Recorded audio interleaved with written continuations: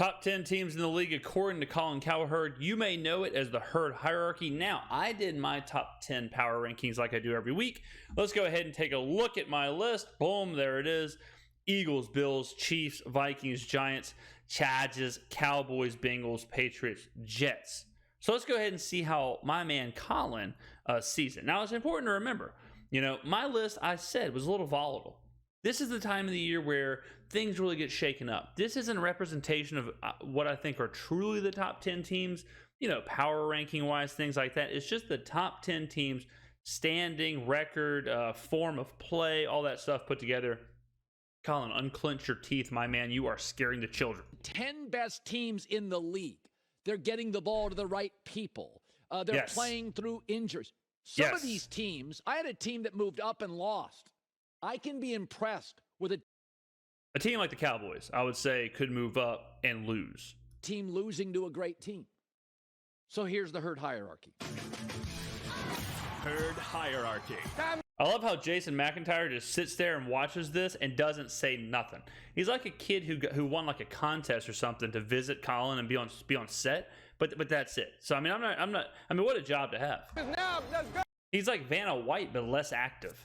The top 10 NFL teams according to Colin. Number 10. New York Giants winning. Ooh, I thought he was going to say Jets. I have the Giants in my top 10. You can't not have the Giants in there. Now the Giants, I think this is the biggest kudos, tip of the cap to Brian Daboll, because I don't trust Daniel Jones at all. But what does that say about a coach that can get that much out of his team, that he has a bad, I would say, quarterback, and he still has the position in the top 10? He still has the position 5-1. He still has the position for a playoff run. All those things. I mean, Daboll, he should be talked about for Coach of the Year. Close games is a skill. All 5 of their wins are one-game possessions. Now, they don't have a single receiver over 200 yards, so there are limitations to this offense. But the defense is fantastic. Kayvon Thibodeau, he'll be on the show next hour. Great pass rush. Excellent coaching. Listen, 4 game-winning drives for Daniel Jones.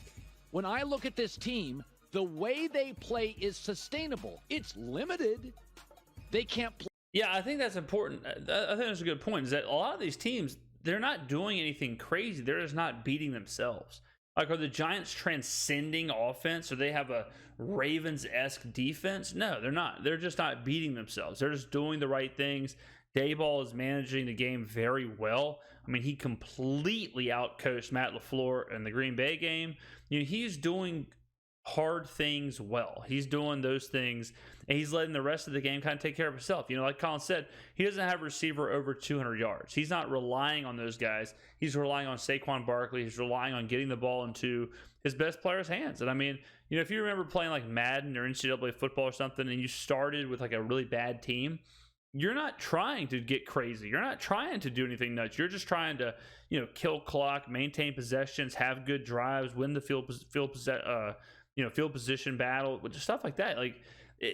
Not to simplify the game, but sometimes it can be like that. Coaches for these bad teams get in trouble when they're like, all right, I'm playing the Packers, I'm the Giants.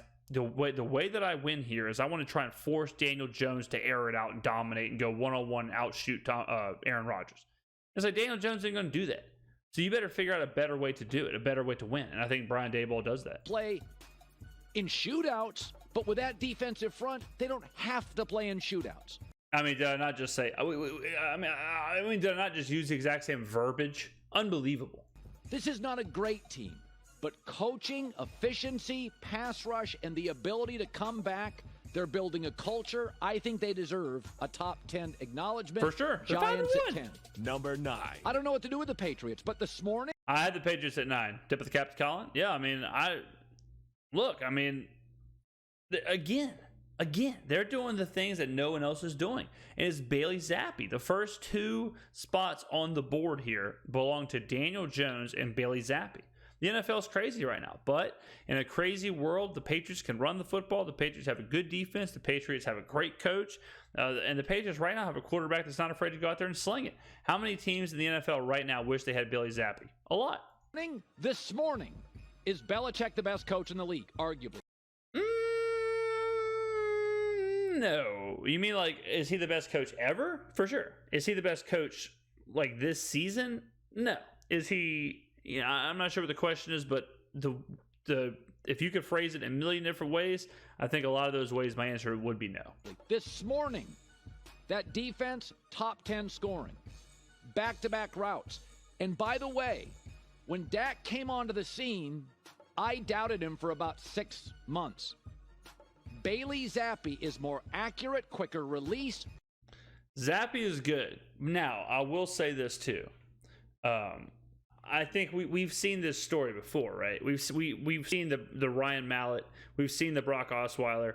A quarterback being good for 2 games, 1 game, 6 games, 5. Hell, we just saw this with Cooper Rush.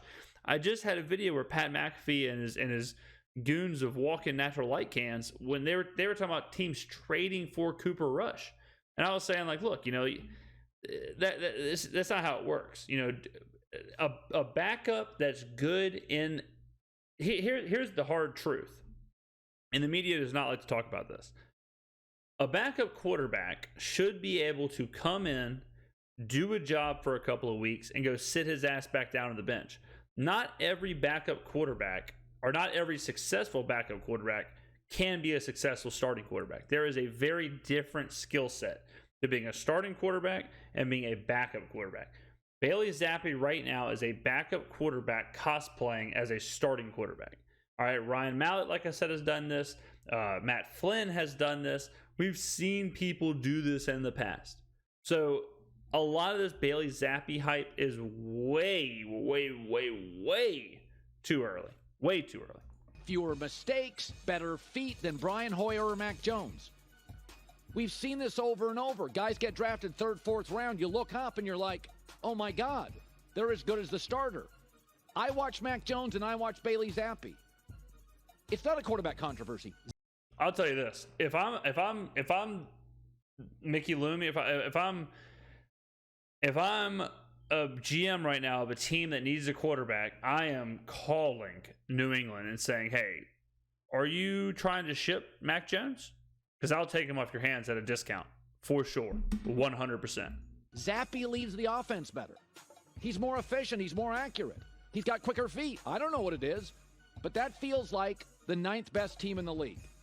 Number 8. But they'd get beat by the Cowboys at 8. Listen. Cowboys are good. Cowboys are 6 in mine, 7 in mine. Do I have them at 8? No, I don't have them at 8. I think I have them at 7. The Cowboys are good, and the Cowboys are good with Dak returning. That's really important. If the Cowboys were 3-3, 2-4, and Dak was coming back, it's like, okay, this is a normal Cowboys season. But the fact that Dak is coming back and they've been good, I mean, shit, this is a Dallas team that can win 12 games. They can win 13 games. The defense is good enough. Micah Parsons is good enough. Dak is good enough. The weapons around him is good enough. I've got concerns about Mike McCarthy. I've got concerns about will Ezekiel Elliott and Tony Pollard's kind of slash and dash thing work all season long. I've got concerns about their defense being way too turnover heavy, where if they don't force turnovers, then sometimes they can be susceptible to big plays. Beyond that, they're a team that can compete for the NFC. Listen, they lead the NFL in sacks. They lead the NFL in sack differential. Their defense is top 5 scoring, top 5 pass defense. They have key players at key positions. They have a lockdown corner, a great edge rusher, a great defensive end, a star receiver, capable backs, a Hall of Fame offensive interior lineman, and they were 4-1 without Dak. I can watch. Here, what I would say to that is, yeah, but they had that before. It's like, you wonder if this is just in Dallas's DNA to a certain extent. Why right now would Dallas take this step forward? Which sounds kind of weird, but it's the same cast of characters. Like, no one's taken a huge jump besides maybe Micah Parsons. Like, Micah Parsons is a legitimate, defensive player of the year not candidate. So maybe he's Lawrence Tayloring this team where he's that good, he's that dominant, but I'd be kind of worried. Now, they cannot afford an injury to CeeDee Lamb, and they are top heavy, and they're not a Super Bowl team. But I watched them against Philadelphia, and I'm like, are you kidding me? They go to Philadelphia. That thing was a 1-possession game at the end. Yeah, but they were getting smoked. I mean, like, look, here's something that's that you need to remember. Teams that jump out to early leads and then kind of like let off the gas late, and teams kind of catch up to them at the end, a la Philadelphia this week, are way better than teams who get smoked and then claw their way back to a small loss, a la Dallas. So you'd always rather be the team that blows someone out early and then kind of lets it off versus getting smoked the entire game and then making it kind of reasonable at the end. With a backup quarterback, they've got the right pieces. They don't have a ton of depth. They couldn't lose a Micah Parsons. They don't have a ton of depth, but they went 4-1 with a backup quarterback. Marcus Lawrence, a CD Lamb. But at the right positions, pass rusher, linebacker, interior O-line. Now Dak comes back. Start looking at their schedule. I think they're number 8. Number 7. But I think Baltimore would beat them narrowly. Listen. Here's my thing with Baltimore.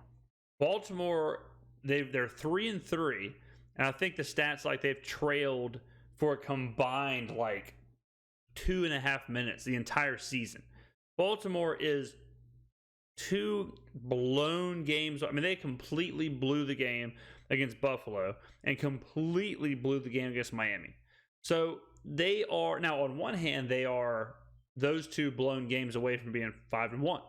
But then on the other token, it's like they did blow the games. They blew the games. I can't sit here and be like, well, if they didn't blow it, they'd be 5-1, because they sat here and did. If the Atlanta Falcons didn't blow a 28-3 lead, they'd be Super Bowl champions. You know, you can't do that. You can't. It can only go so far. Baltimore. I understand the stats of, oh well, they're 3-3, but they've only trailed. But they are 3-3. Like, if you only trail for 16 seconds or 17 seconds all season, but you lose 17 seconds, let me rephrase that one. If you only trail for 17 total seconds all season, but you lose 17 straight games on the last second of the play, and you're 0-17, you know what that gets you? Nothing. Early vacation, no playoffs, no nothing. Nobody's going to sit there and be like, oh, come on, man, let them in the playoffs. I know they're 0-17, but did you only hear that they trailed for, or did you hear they only trailed for 17 seconds total? Analytics and those kind of data points and things like that are great to go by, but at a certain point, the results have to match it. They have to they have to be factored in. And I think with Baltimore, that's the case. Right now, they have a bad culture. And by a bad culture, I mean they're just losing these close games. They're blowing leads. And it's not like they're losing them the right way. They're flat out blowing these games. So I need an answer of why. I need an answer of how they're going to fix that. Baltimore's led every game by 10 points. They've stunk in the fourth quarter. By the way, so is Patrick Mahomes. Go look at his quarterback rating. That's the difference. They're averaging 6.5 yards per play, top 3 in the league. They have the highest rushing average in the league. They've led every game by 10 points. I like Lamar Jackson. He has been bad in the fourth quarter. Again, so is Mahomes. Here's something else. Let's use those data points, right? Let's do this over again. They've led every game by 10 points. They have the highest 6.5 yards per. So is Patrick Mahomes. Go look at his quarterback rating. That's the difference. They're averaging 6.5 yards per play, top 3 in the league. They have the highest rushing average in the league. They've led every game by 10 points. All right, so you've played 6 games. You have a top 3 yards per play. You have a top whatever rushing attack. You've had a 10-point lead in every game, and you're 500. What does that say about your team? Because to me, it ain't good. I like Lamar Jackson. He is. Because what I'm trying to say is, like, what happens if it doesn't work out? What happens if you don't have a 10-point lead in every game? You don't have a top 3 YPP average. You don't have a top 5 running attack. What if you dip a little bit? What if they're peaking?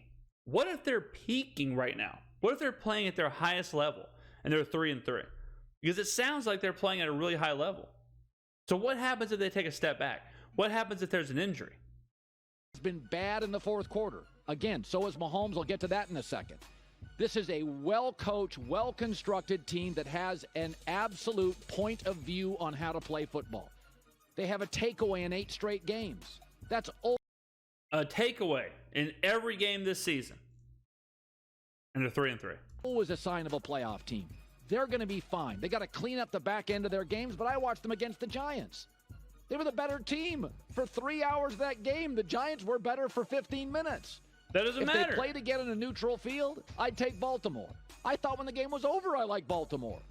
But the Giants deserve to be in by winning, and Baltimore, don't sell your tickets yet. This is a really good team. An ad. Colin. Can we start a GoFundMe for Colin? My man's got ads on his videos now. 6. Cincinnati. Folks. All right, I had them a little lower. I had them at 8, but I think Cincy is like the reverse Baltimore, where Cincy is winning these games that they probably should be losing. You know, they've had a tough start to the schedule. Like, do I have this still pulled up? Oh, no, I do not. I was going to go to ESPN, but they had a tough start to the schedule. A lot of road games played in New Orleans, in Baltimore, in Dallas. You know, they've had a tough go at it. I think Cincy, and by the opposite of Baltimore, I mean, like, I don't think Cincy has peaked. I think Baltimore may have peaked, but I think Cincy is peaking. I think Cincy is they struggled out of the gates. I think they're kind of riding the ship, getting Joe Burrow back on track. I don't trust Zach Taylor. I think their defense may be a little bit overrated, but I think all in all, with how in flux the NFL is, I would trust Cincy before a lot of other teams.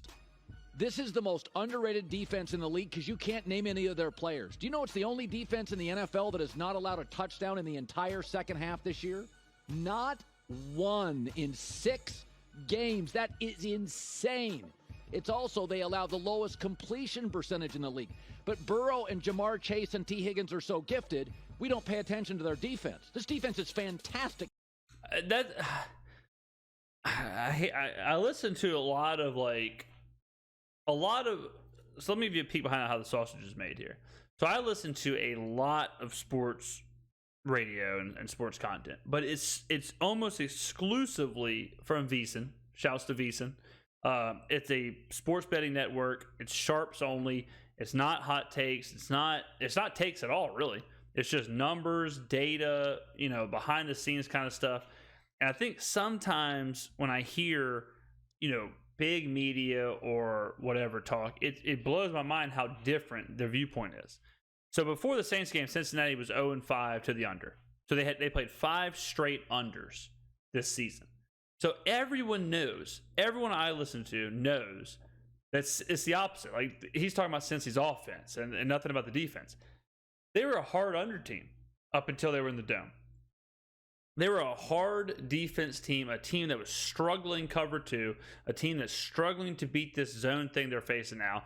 Zach Taylor is bad. Joe Burrow's been whatever. Jamar Chase has been whatever.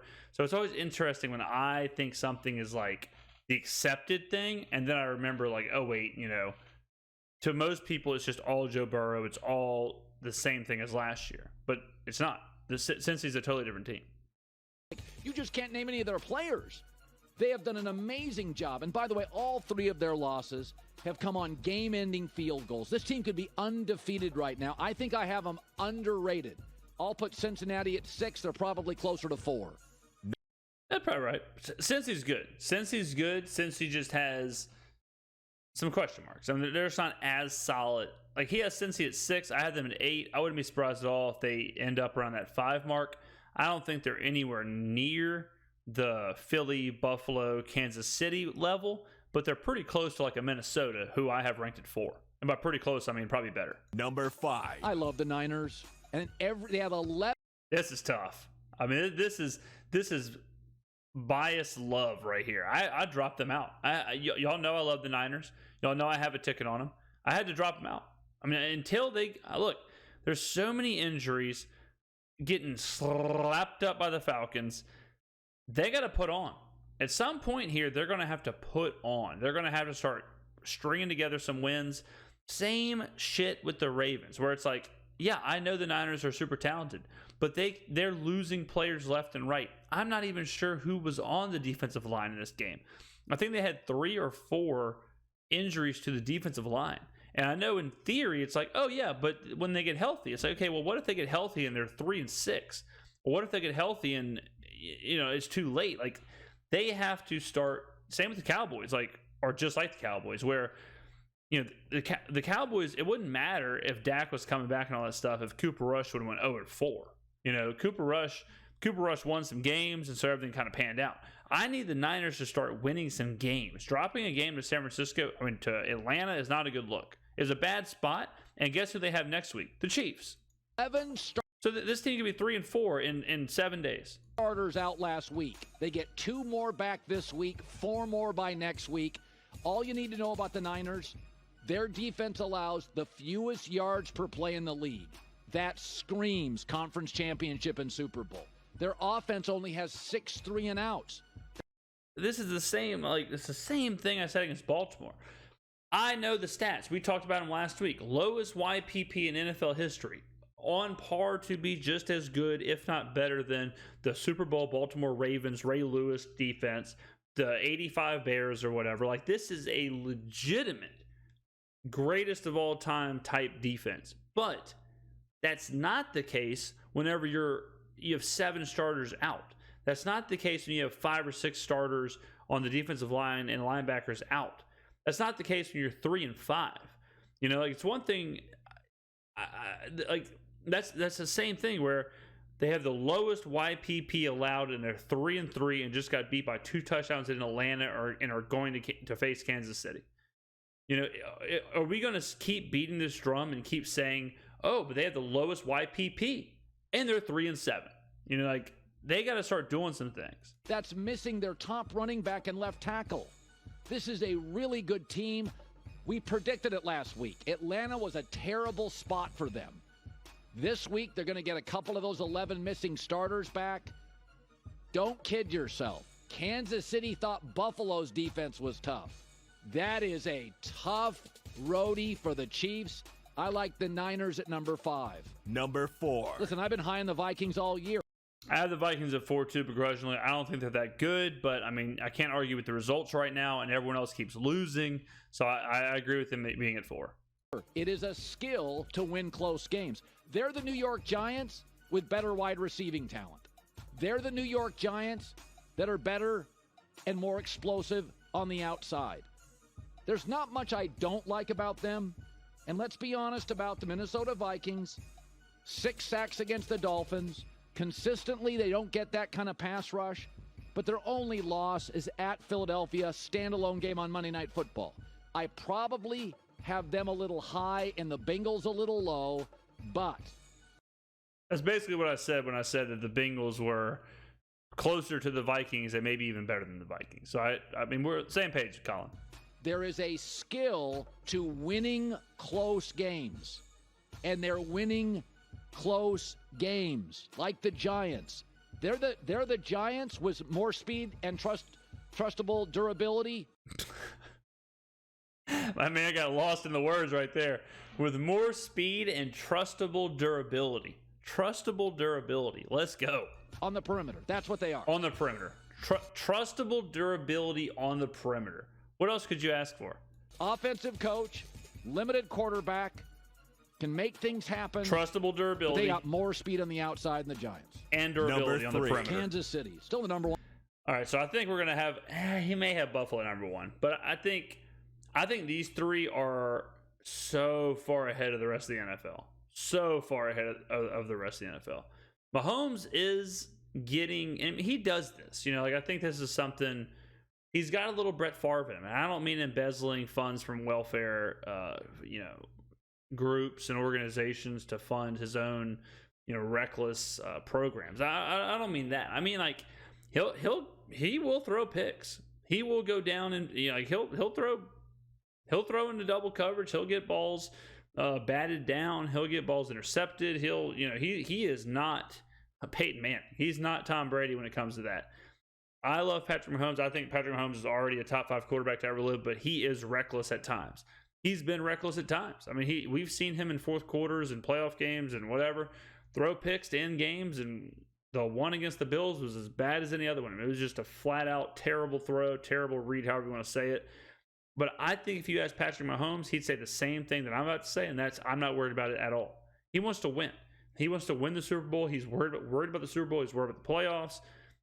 Obviously, you want to win. Obviously, like, a loss to the Bills isn't good, but I don't think it's one of those things where, like, they are hard stuck at 3. The 3, 2, and 1 to me are hard stuck. It should be 1, 2, 3. Then we should take a 2-minute ad break and then do 4 to 10. because they're that separate from the rest of the NFL. One offense in the league. They lead the NFL in first downs and touchdowns and scoring, and they've only 2 teams in the league convert 50% of their. Colin had a long weekend, boys.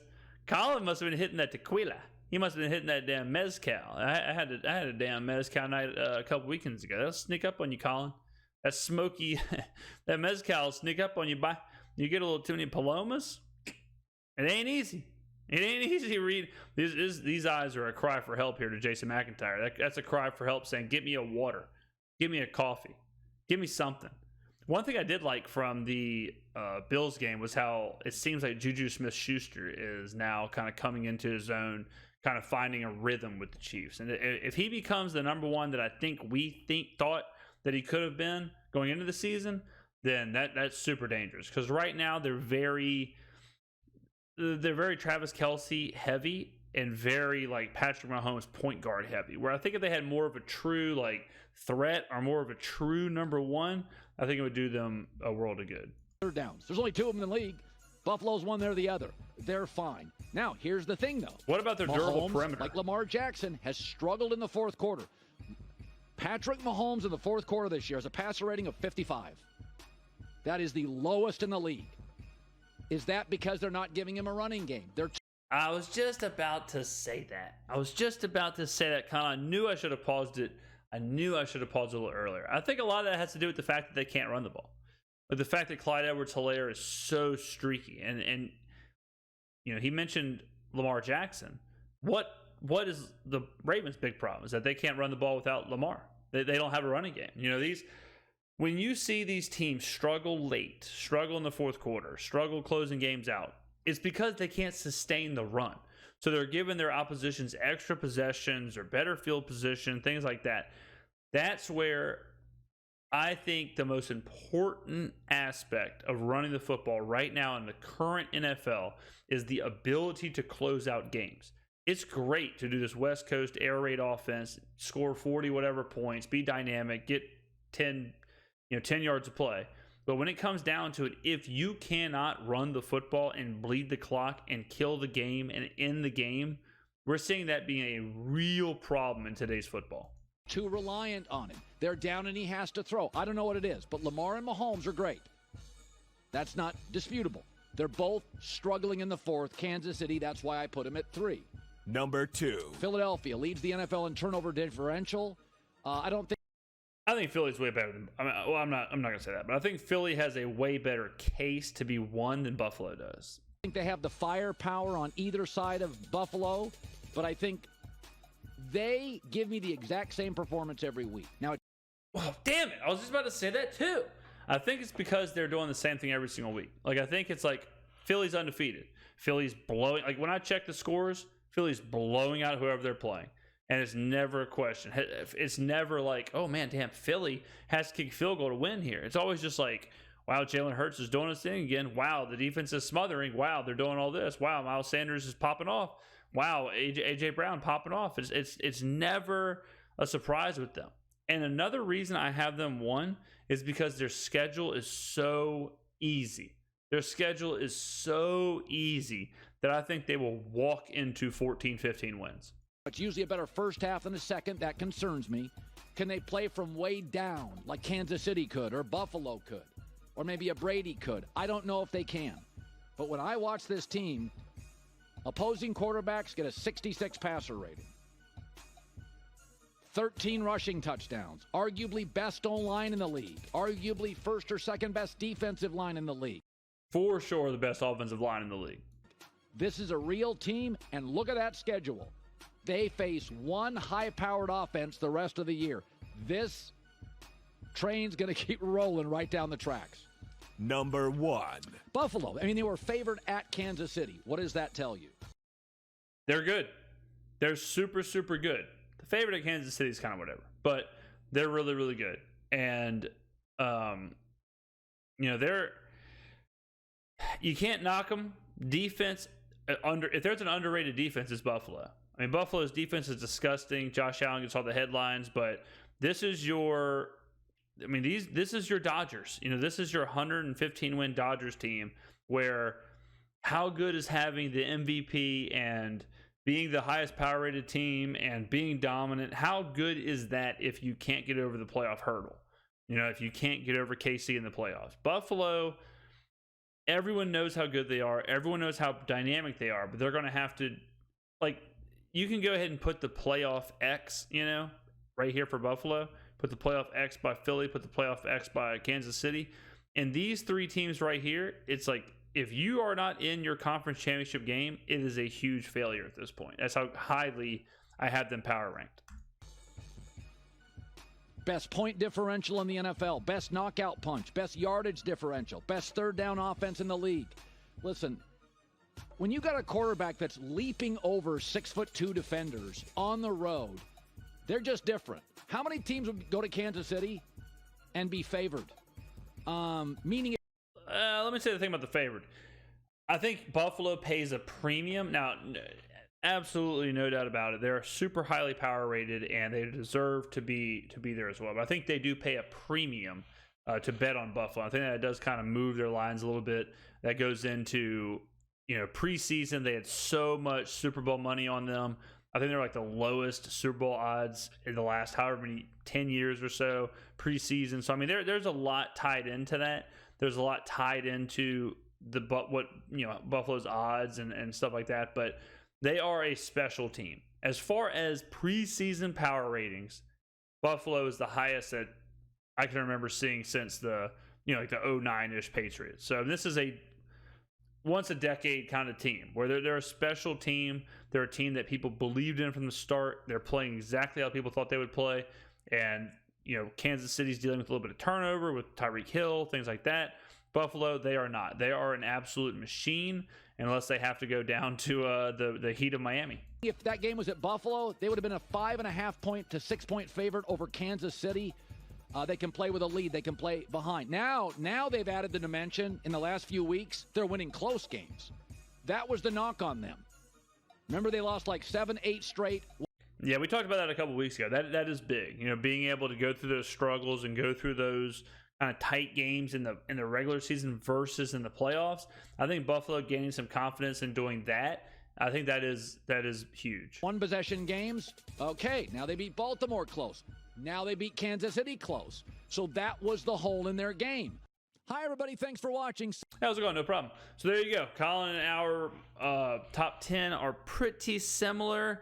The biggest difference is that, or I think the only difference, I believe, is he's got Baltimore and Frisco still in there. I have the Jets. My last three were Jets, Patriots, Bengals. But then who else did I have that he doesn't have?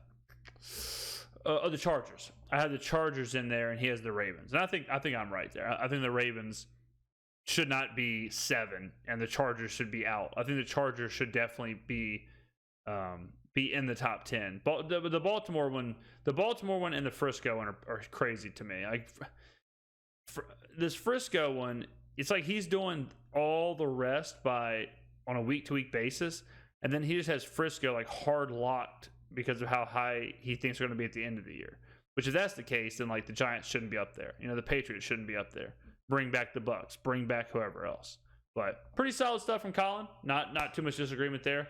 I think we are pretty much in agreement. So if you want to see stuff like this early, and you want to see this kind of high level analysis before the big wigs and the mass media, before they say it, just subscribe to the channel because I'm saying it days before they do.